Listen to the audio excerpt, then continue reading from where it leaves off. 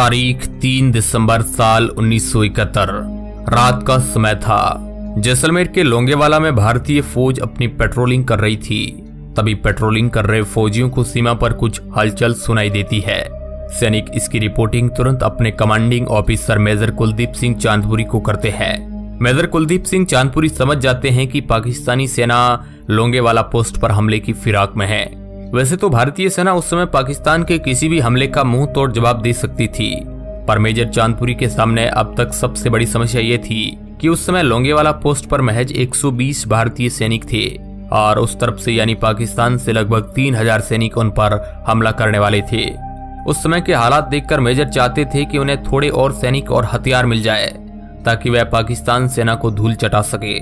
इसलिए उन्होंने तुरंत अपने हेडक्वार्टर से संपर्क किया और कुछ हथियारों की खेप और सैनिकों को बुलाया।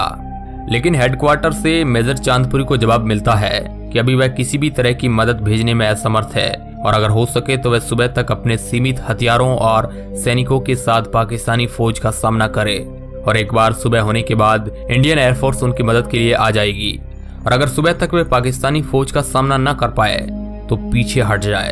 अब मेजर चांदपुरी के सामने दो रास्ते थे। पहला तो यह था कि वे पीछे हट जाए और दूसरा था कि वे पाकिस्तान को उसकी इस गुस्ताखी का मुंह तोड़ जवाब दे।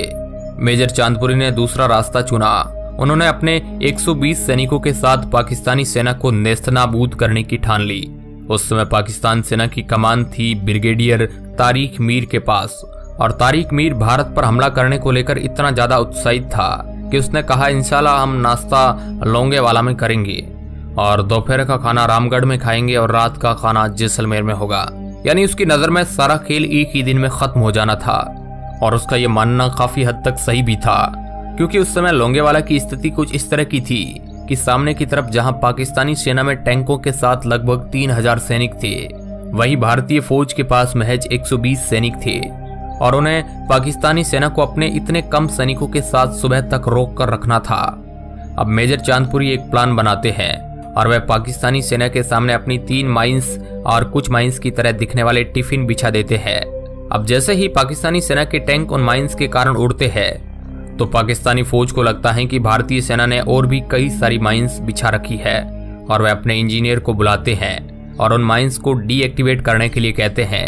इंजीनियर अपना काम करने लगते हैं और उन्हें सभी माइंस को निकालने में तकरीबन 6 घंटे लगते हैं और बाद में जाकर उन्हें पता चलता है कि वे माइंस नहीं बल्कि नॉर्मल टिफिन थी जो बस डराने के लिए वहां पर लगाए गए थे। लेकिन तब तक सुबह के 3 बज चुके थे। अब पाकिस्तानी फौज के पास मैच कुछ ही घंटे बचे थे, लेकिन उनके लिए ये कुछ घंटे भी बहुत ज्यादा थे क्योंकि सामने सिर्फ 120 सैनिक थे और पाकिस्तानी सेना में 3000 सैनिक थे।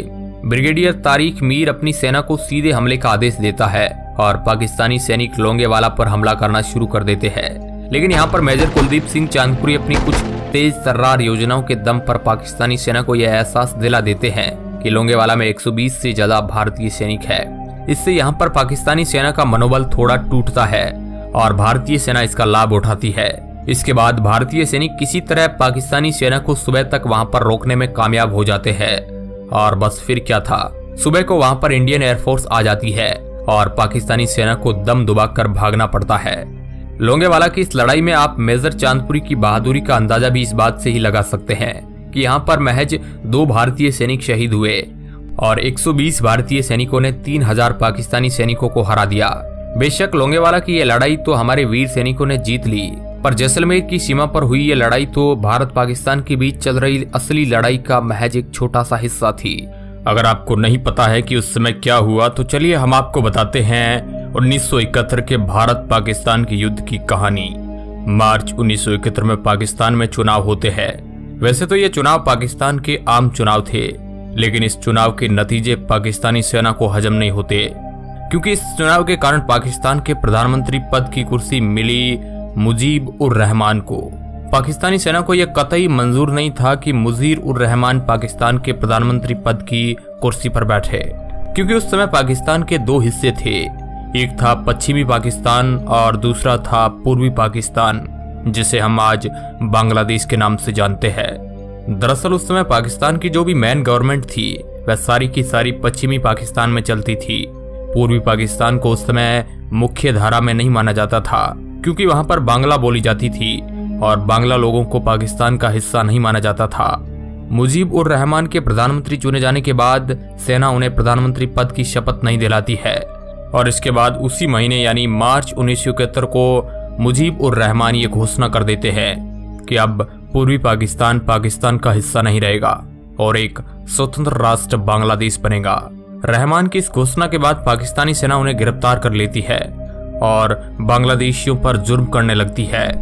पाकिस्तान की सेना ने बांग्लादेश में लगभग 30 लाख लोगों को मरवाया और तकरीबन 4 लाख बांग्लादेशी महिलाओं का बलात्कार किया। इतने भयानक नरसंहार के बाद बांग्लादेश में बांग्लादेशी स्वतंत्रता के लिए एक अलग गुट बन जाता है जिसका नाम रखा गया मुक्ति वाहिनी। वैसे तो मुक्ति वाहिनी लगातार बांग्लादेश में रहकर अपना काम कर रही थी, लेकिन यह इतना मजबूत संगठन नहीं था कि यह बांग्लादेश को अपने दम पर आजाद करवा सके। बांग्लादेश जब अपनी आजादी का संघर्ष कर रहा था तब उस समय भारत में इंदिरा गांधी की सरकार थी। इंदिरा गांधी चाहती थी कि बांग्लादेश में यह नरसंहार रुक जाए। इसके लिए उन्होंने जनरल सैम मानेकशॉ को कहा कि वो तुरंत भारतीय सेना के साथ बांग्लादेश जाए और वहां पर पाकिस्तानी सेना के खिलाफ लड़े। जनरल मानेकशॉ इंदिरा गांधी की यह बात सुनकर उन्हें समझाते हैं कि इस समय पूर्वी हिस्से में बारिश का मौसम होता है, वहां पर दलदली क्षेत्र बनता है और अगर इस समय भारतीय सेना बांग्लादेश जाती है तो वहां पर नहीं लड़ पाएगी और दूसरी तरफ भारत के पश्चिमी हिस्से और चीन को लगने वाली सीमा पर सुरक्षा कमजोर हो जाएगी। इसलिए भारत को नवंबर तक इंतजार करना चाहिए। भारतीय सेना ने यह तय किया कि वह चीन को लगने वाली सीमा और पश्चिमी सीमा पर डिफेंसिव मोड में रहेगी और बांग्लादेश पर अटैकिंग मोड में रहेगी। लेकिन भारत के सामने यहाँ पर एक समस्या और भी थी। अगर भारत बांग्लादेश पर हमला करता तो हो सकता है कि अंतर्राष्ट्रीय समुदाय भारत के खिलाफ हो जाए, क्योंकि उस समय इस बात की काफी संभावना थी कि अंतर्राष्ट्रीय स्तर पर बांग्लादेश को पाकिस्तान का आंतरिक मामला माना जा सकता है और इसलिए भारत को कोई अधिकार नहीं था कि वह पाकिस्तान के आंतरिक मामलों में दखल अंदाजी करे। भारत को इस समस्या का सामना नहीं करना पड़ा क्योंकि पाकिस्तान ने खुद ही अपने पैर पर कुल्हाड़ी मार ली। जैसे ही पाकिस्तान को पता चला कि भारत पश्चिमी सीमा पर डिफेंसिव मोड में है तो उसने भारत पर हमला करने का मन बना लिया और जैसे ही पाकिस्तान भारत पर हमला करता है तो भारत को मौका मिल जाता है कि वह अब पाकिस्तान के साथ आर पार की लड़ाई लड़ सके। पाकिस्तान भारत के लोंगेवाला पोस्ट पर हमला करता है और हमने आपको पहले भी बताया था कि पाकिस्तान किस तरह लोंगेवाला पर भी मुंह की खाकर जाता है। अब भारत बांग्लादेश के मुक्ति वाहिनी के साथ जुड़कर बांग्लादेश के अंदर ही पाकिस्तान पर हमले तेज कर देता है। एक तरफ जहां भारतीय वायुसेना और थल सेना पाकिस्तानी सेना को अंदर से मार रही थी, वही दूसरी तरफ भारतीय जल सेना यानी इंडियन नेवी ने पाकिस्तान को बांग्लादेश से जोड़ने वाले सारे रास्ते बंद कर दिए। उस समय इंडियन नेवी के पास INS विक्रांत था जो दक्षिण एशिया के सबसे बड़े जहाजों में से एक था और INS विक्रांत ही वह साधन था जिसके कारण पाकिस्तान बांग्लादेश तक नहीं पहुंच पा रहा था और बांग्लादेश में मौजूद उसके सैनिक लगातार कमजोर हो रहे थे। अब पाकिस्तान चारों तरफ से फंस चुका था। पाकिस्तान INS विक्रांत को तबाह करने के लिए अपनी एक सबसे एडवांस पनडुब्बी PNS गाजी भेजता है। PNS गाजी अमेरिका की कुछ सबसे एडवांस पनडुब्बियों में से एक थी और उसने ये पनडुब्बी पाकिस्तान को दे रखी थी, लेकिन इंडियन नेवी पाकिस्तान की इस योजना को असफल कर देती है और अमेरिका की इस पनडुब्बी को पूरी तरह बर्बाद कर देती है। अब इतने सब हमलों के बाद पाकिस्तान के पास सिर्फ एक ही रास्ता बचा था और वह यह था कि वह अमेरिका से मदद मांगे। पाकिस्तान अमेरिका से मदद मांगता और अमेरिका पाकिस्तान की मदद करने के लिए भी तैयार हो जाता है। अमेरिका UN में यह मुद्दा जोरों शोरों से उठाता है, लेकिन रूस वीटो ले लेता है और अमेरिका की यह योजना फेल कर देता है। इसके बाद अमेरिका भारत पर सीधा हमला करने का मन बना लेता है और अमेरिकन नौसेना के 7वें बेड़े को भारत पर हमला करने के लिए भेज देता है।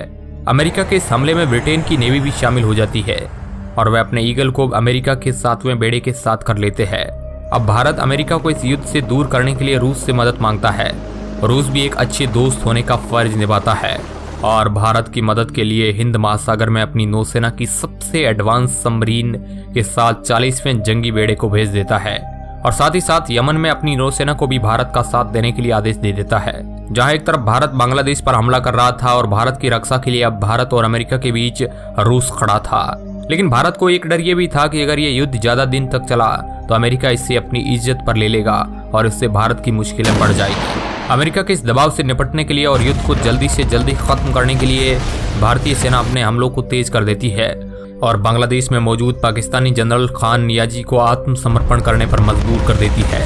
जनरल खान नियाजी के साथ पाकिस्तान के 93,000 सैनिक भी आत्मसमर्पण कर देते हैं और इसी के साथ 3 दिसंबर 1971 को शुरू हुआ ये युद्ध 13 दिन लंबा युद्ध 16 दिसंबर 1971 को समाप्त हो जाता है। इस युद्ध की समाप्ति के बाद भारतीय प्रधानमंत्री इंदिरा गांधी ये घोषणा कर देती है कि बांग्लादेश अब एक स्वतंत्र लोकतांत्रिक राष्ट्र है। भारत पाकिस्तान का युद्ध तो खत्म हो गया, लेकिन इसने दुनिया को बहुत कुछ दिखा दिया। इस समय तक तो जो दुनिया भारत को एक गरीब राष्ट्र समझ रही थी, उसको भारत की असली ताकत का अंदाजा हो चुका था। इस युद्ध के बाद अमेरिका भारत के नजदीक आता गया और पाकिस्तान से दूर होता गया, और साथ ही इस युद्ध में भारत को रूस के रूप में अपना एक सच्चा दोस्त भी मिल गया। इस युद्ध ने भारत की छवि को पूरी दुनिया में बदल कर रख दिया। वीडियो के अंत में हम सिर्फ यही कहना चाहेंगे कि भारत उसमें भी एक महाशक्ति था और आज भी एक महाशक्ति है। अगर आपको ये वीडियो रिपोर्ट अच्छी लगी है तो इसे दोस्तों के साथ शेयर कर सकते हैं। वीडियो के अंत तक बने रहने के लिए आपका बहुत बहुत धन्यवाद।